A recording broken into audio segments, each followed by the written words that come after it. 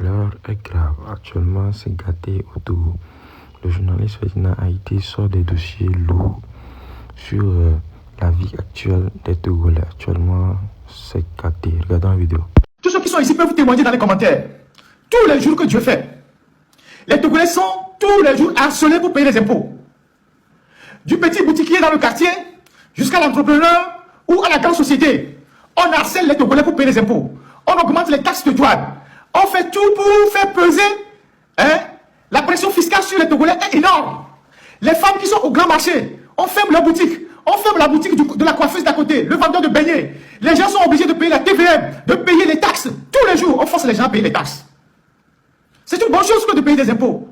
On ne peut pas dire qu'on ne doit pas payer les impôts. Un bon citoyen, c'est un citoyen qui paye ses impôts. Mais faut-il que ceux qui collectent les impôts et qui doivent les acheminer au trésor pour que l'État puisse disposer des moyens pour bien gérer le pays et doter le pays d'infrastructures, que ces gens-là ne deviennent pas des prédateurs financiers pour le pays. Les Togolais ne payent pas des impôts pour enrichir une minorité d'individus à l'autel. Les Togolais ne payent pas les taxes pour nourrir un groupe d'individus à l'autel. Vous savez combien d'entrepreneurs togolais ont le moral bas actuellement? Vous savez combien de commerçants au grand marché, dans les petits marchés, qui ont le moral très bas actuellement? Vous savez combien de Togolais qui ont fermé leurs magasins à cause des impôts? Vous savez combien de Togolais ont fermé boutique à cause des impôts? Alors, quand les Togolais font des efforts pour payer les impôts, pourquoi ceux qui sont chargés de collecter les impôts s'enrichissent au détriment de l'État, sans que personne ne leur dise absolument rien? Vous savez que l'OTR, comme je le disais tantôt, c'est un service qui bénéficie d'une gestion autonome. Leur salaire n'est pas aligné sur le salaire de la fonction publique. Ils ont un salaire spécial. Quand Gapeli était là, le Rwandais qui a piloté la réforme de l'OTR, il gagnait 22 millions. On a fait tout pour les mettre dans de bonnes conditions. Gapeli gagnait 22 millions. Aujourd'hui, je pense que le commissaire général, s'il ne gagne pas 22 millions, il doit certainement gagner 20 millions ou 15 millions. En tout cas, c'est ce que Gapeli gagnait avant qu'il ne parte. 22 millions. C'est le salaire de Gapeli. Aujourd'hui, les commissaires à l'OTR, donc le commissaire général, doit être autour de peut-être 15 ou 20 millions. Ça veut dire que l'État a mis toutes les dispositions pour que celui qui a ce poste-là puisse être à l'aise pour travailler. Oui, 22 millions par mois, c'est ce que Gapeli gagnait. 22 millions par mois, c'est ce que Gapeli gagnait. Combien de Togolais, même le président de la République, Faure Gnassingbé, est-ce qu'il gagne 22 millions en termes de salaire? Personne ne sait combien il gagne, mais les gens disent qu'il gagne 7 millions, 8 millions. Mais est-ce que vous avez le président, il gagne 22 millions ou bien il gagne 20 millions? Le premier ministre, elle gagne combien? 5 millions, je pense, ou quelque chose, en tout cas son salaire. Mais vous avez un commissaire des impôts qui gagne 22 millions, qui gagnait, je ne sais pas combien ils en gagnent aujourd'hui, mais autant de Gapeli, c'était 22 millions. Et je pense qu'aujourd'hui, ça doit tourner autour de entre 15 et 20 millions. C'est ça qu'ils gagnent. Après, ils ont des prix spéciaux. Il arrive qu'en une seule année, ils se partagent 1 milliard de prix spéciaux entre commissaires. Quand ils font un bon chiffre pour le pays, ils ont des prix spéciaux. L'année passée, ils se sont partagés 1 milliard entre eux. 1 milliard, ils se sont partagés entre eux. Et donc, comment se fait-il que ces gens-là, ils gèrent une société d'État comme une épicerie de quartier?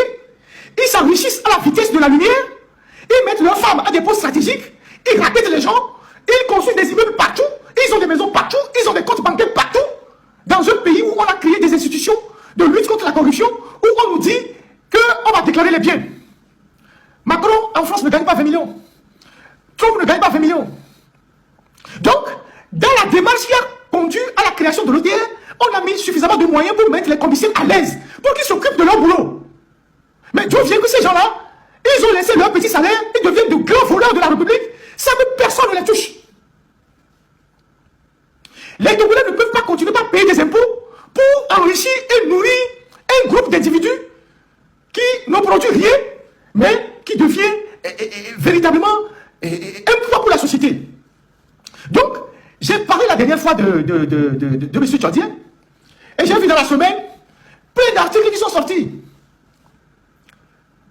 À peine on est passé de dimanche à lundi, il y a des articles qui sont sortis partout, les performances de l'OTR, l'OTR et le partenariat avec des bailleurs, la digitalisation de l'OTR, une performance rare. Ils ont écrit plein d'articles. Ça s'appelle en communication allumer des pare-feux pour noyer la vraie information. Peuple togolais, autant que vous êtes, courage à chacun d'entre nous. Ne nous laissons pas divertir par les agents du régime dont le seul objectif est de nous décaler vers d'autres sujets. Ozumo, Omuzumo, je m'en fous. Restez comme ça. Quelqu'un vous a insulté, quelqu'un ne vous a pas insulté, quelqu'un vous attaque, quelqu'un ne vous attaque pas. Ignorez-les. Parce que ceux qui vous attaquent, ils veulent que vous leur répondiez pour qu'ils vous entraînent dans la boue et vous déroutent de votre mission. C'est l'objectif. Donc, il faut oublier ces gens-là. Il faut oublier ces gens-là. Concentrons-nous sur l'essentiel. C'est Faure Gnassingbé, son système qui est notre problème. Celui qui ne parle pas de Faure Gnassingbé n'est pas avec nous. Celui qui ne dénonce pas la gouvernance de Faure Gnassingbé n'est pas avec nous. Celui qui ne dénonce pas le système de Faure Gnassingbé n'est pas avec nous. Celui qui ne consacre pas sa sensibilisation à la gestion calamiteuse de Faure Gnassingbé n'est pas avec nous. Et ces gens-là, nous n'avons rien à voir ensemble. Laissez-les baigner dans leur histoire. Eux-mêmes vont disparaître. Vous comprenez? C'est le plus important dans la lutte. Et donc, merci à vous tous. Merci à nous tous. Et restons sereins. Gardons la foi. Et comme j'ai l'habitude de vous le dire, nous ne sommes pas seuls dans la lutte. Nous ne sommes pas seuls dans la lutte. Nous qui sommes visibles là, on n'est pas les seuls dans la lutte. Je ne peux pas croire, je ne peux pas imaginer que autant que nous sommes Togolais, 9 millions de Togolais, dont 2,5 millions dans la diaspora, tous les Togolais attendent que ce soit nous qui fassions le travail à leur place. Il y a des gens qui travaillent. Mais tout le monde n'a pas besoin d'être visible pour le moment. Il y a des gens qui travaillent, mais tout le monde n'a pas besoin d'être au front tout le moment. Au moment venu, peut-être que c'est par là que passera même certaines solutions. Les gens sortiront. Faure ne peut pas continuer éternellement par narguer les Togolais. Soit nous sommes des lâches, ou nous sommes des hommes. Et moi, je pense que nous sommes des hommes. Et quand on est des hommes, il faut agir en homme. Et le peuple togolais ne peut pas être un peuple lâche éternellement.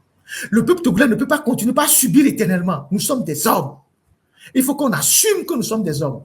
Moi, l'arme que j'ai, c'est elle que j'utilise. C'est ma voix. C'est mon métier. C'est l'arme que j'ai. Donc, c'est ma part de contribution dans cette lutte-là. C'est mon investissement dans cette lutte-là. C'est les risques que je prends dans cette lutte-là. Donc, chacun à son niveau doit prendre aussi ce risque-là. L'arme que tu as, tu l'utilises. C'est ça la réalité. Jusqu'au jour où Dieu nous aidera à avoir l'arme ultime pour achever le travail. Donc, l'arme que j'ai aujourd'hui, c'est celle qui me permet de prendre la parole et de reconforter les Togolais. Et de dire aux Togolais qu'on va y arriver. Et de dire aux Togolais que ce n'est pas lié à ma personne, ce n'est pas lié à la personne de Zidore, ce n'est pas lié à la personne de qui que ce soit. Moi, je peux dormir aujourd'hui, ne pas me réveiller demain. Mais la lutte doit continuer. Le plus important, c'est l'espoir que j'apporte. C'est les idées que j'apporte. C'est l'énergie que je transmets aux Togolais. C'est l'optimisme que je transmets aux Togolais. C'est ça qui est le plus important. Et si tout le monde, on vibre de la même manière, on va y arriver. Parce que tout est cosmique, c'est de l'énergie. Si on vibre de la même manière, on va y arriver. Donc, moi, je ne m'associe pas à tous ceux qui sont négatifs. Je ne m'associe pas à tous ceux qui se plaignent. Je ne m'associe pas à ceux qui tirent les gens vers le bas. Je m'associe à ceux qui ont la même logique que moi. L'union ne fait la force que quand vous tirez dans le même sens. L'union ne fait la force que quand vous tirez dans le même sens. Les gens disent oui, l'union fait la force. L'union fait la force. Non. De façon empirique, l'union ne fait pas la force. Il faut terminer cette phrase-là en disant l'union ne fait la force que quand vous tirez dans le même sens. L'union ne fait la force que quand vous tirez dans le même sens. Si vous êtes unis et que toi tu tires à gauche et l'autre tu tires à droite, il n'y a aucune force. Vous vous dispersez. Donc, ceux qui regardent la chose de la même manière, ils peuvent se mettre ensemble. Ceux qui ne regardent pas ça de la même manière peuvent aussi se mettre ensemble. Mais on n'a pas d'énergie à aller dépenser pour convaincre les gens qui ne voient pas la chose de la même manière ad vitam aeternam.